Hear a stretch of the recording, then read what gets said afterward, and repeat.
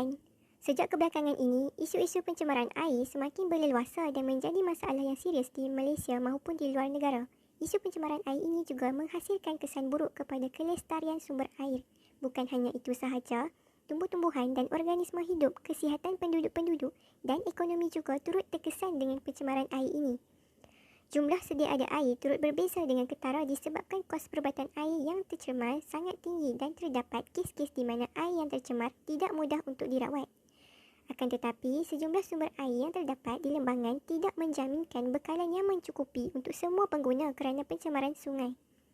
Pertambahan aktiviti penduduk dan kehidupan bandar disebabkan oleh pembangunan di daerah kawasan tadahan air.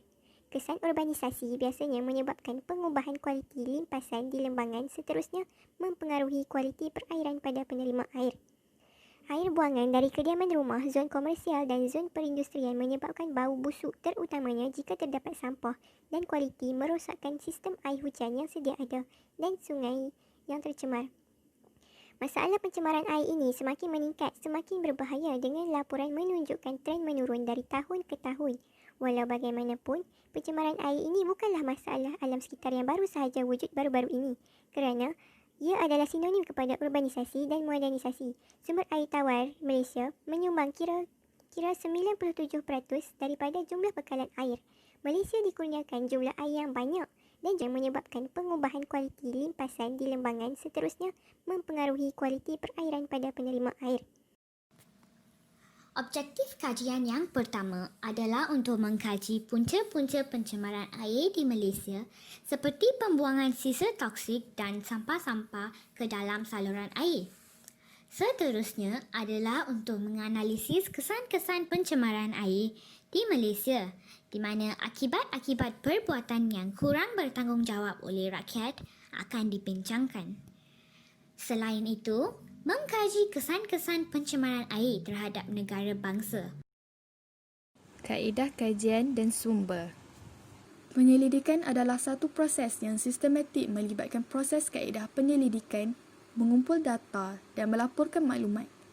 Penyelidikan tersebut dilakukan bagi mengumpulkan data daripada pelbagai sumber seperti individu, kumpulan dan sumber-sumber maklumat yang lain. Penyelidikan dapat dikategorikan kepada dua, iaitu penyelidikan kualitatif dan kuantitatif. Penyelidikan kualitatif adalah kajian yang melibatkan proses pemerhatian dan tidak memerlukan bilangan responden yang banyak.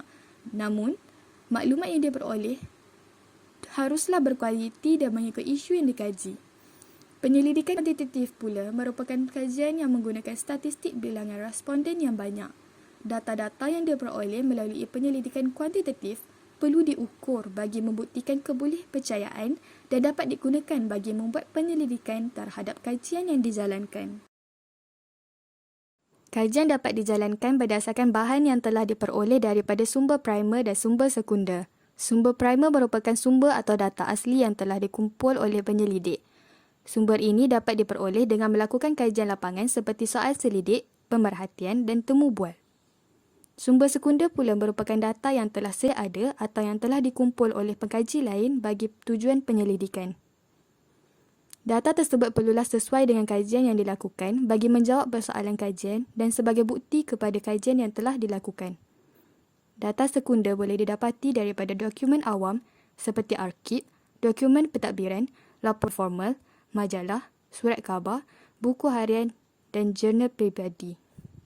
Kajian ini hanya berdasarkan maklumat daripada sumber sekunder seperti akhbar, tesis, laporan, jurnal, kamus dan internet. Sumber ini memberi informasi dan telah dianalisis atau ditafsirkan dalam berbagai cara. Malah, sumber ini juga sering menganalisis informasi yang telah dikumpulkan daripada pelbagai sumber primer. Punca-punca pencemaran air di Malaysia. Menurut anggaran bebas, punca pencemaran air di Malaysia pada tahun 2019, 1% terdiri pada pasar basah diikuti 2% dari industri pembuatan dan 29% dari loji kumbahan. Selebihnya, industri berasas pertanian dan ternakan kinzih masing-masing meliputi 34%. Untuk pasar basah, pengendalian dan pengutipan sisa pepejal hasil daripada penyembelihan ayam, itik, ikan serta pembersihan lantai atau gerai akan menimbulkan masalah pencemaran air. Selain itu, tumpahan sisa daripada tong sampah selain sikap peniaga yang sering membuang air basuhan terus ke dalam longkang dalam jumlah yang banyak juga menyumbang kepada pencemaran air di Malaysia. Bagi industri pembuatan pula, kebanyakan kilang membuang sisa cecair dan pepejal ke dalam sungai yang mengakibatkan sungai itu tercemar. Cecair yang disalurkan itu pula tidak dirawat dan mengandungi bahan toksik yang mencemarkan air sungai tersebut. Untuk loji kumbahan, terdapat sesetengah loji rawatan kumbahan yang tidak dapat merawat keseluruhan air yang perlu dirawat disebabkan oleh kapasitinya yang terhad. Selain itu, loji rawatan kumbahan yang tidak diselenggara dengan sempurna disebabkan oleh kosnya yang tinggi juga menyumbang kepada punca pencemaran air di Malaysia. Bagi industri berasas pertanian, penerokaan tanah untuk pertanian menyebabkan berlakunya hakisan tanah sehingga air sungai menjadi cetek dan keruh. Penggunaan baja dan racun serangga untuk tumbuh-sarang tanaman mengandungi bahan yang dapat mencemarkan air. Untuk ternakan kinzir, ada sesetengah penternak yang ingin menjimatkan kos penternakan mereka sehingga tidak mempunyai sistem kumbahan najis yang teratur. Najis ternakan mengandungi pelbagai bakteria, virus dan parasit seperti E. coli yang akan mencemarkan kualiti air. Seterusnya adalah kesan-kesan pencemaran air di Malaysia terutamanya terhadap negara bangsa. Yang pertama adalah dari segi ekonomi. Apabila pencemaran air berlaku, kualiti air bawah tanah terjejas lalu menyebabkan sebahagian tanah beracun dan sukar untuk aktiviti pertanian. Hasil-hasil tanaman pasti akan menurun dan ekonomi negara kita yang amat bergantung kepada sektor pertanian ini akan menjadi tidak stabil. Pendapatan dan kualiti hidup rakyat semakin rendah dan merosot. Memang tidak dapat dinafikan bahawa kebanggaan sebagai rakyat akan secara tidak langsung menurun dan seterusnya menjejaskan pembentukan negara bangsa yang memerlukan semangat patriotik rakyat yang kukuh ini. Seterusnya, kesan kedua adalah dari segi sistem politik. Juga memang tidak boleh dinafikan bahawa sesuatu negara bangsa pasti terdiri daripada kesediaan rakyat kepada negara dan pemimpin sekalian. Pencemaran air bukan sahaja menjejaskan kehidupan masyarakat, malah juga telah menunjukkan kelemahan atau kegagalan kerajaan melaksanakan kawalan yang tegas ini. Oleh itu, ketidakpuasan hati rakyat dibangkitkan. Sebagai contoh, pencemaran air di Selangor menyebabkan gangguan bekalan air bersih berlaku. Menurut berita harian, gangguan bekalan air itu memburukkan lagi keadaan sekarang. Lebih-lebih lagi keadaan rakyat sedang berdepan dengan ancaman jangkitan COVID-19 ini yang menular dengan cepat kini. Antara prosedur operasi standard SOP semasa penularan wabak ini ialah kita perlu menjaga kebersihan diri dengan kerap mencuci tangan. Tetapi bagaimana seseorang hendak melakukannya tanpa air? Keadaan ini amat menghilangkan keyakinan rakyat terhadap kerajaan, apatah lagi pembentukan bangsa dengan asas keperluan hidup yang tidak mampu memenuhi ini. Malaysia sememangnya sebuah negara yang maju dan sentiasa berkembang pesat. Namun, masyarakat Malaysia haruslah peka dengan isu pencemaran air yang sedang berlaku. Isu pencemaran alam ini bukan sahaja menjadi tanggungjawab kerajaan, malah setiap individu bertanggungjawab memainkan peranan dalam mengelakkan isu ini terus bertambah.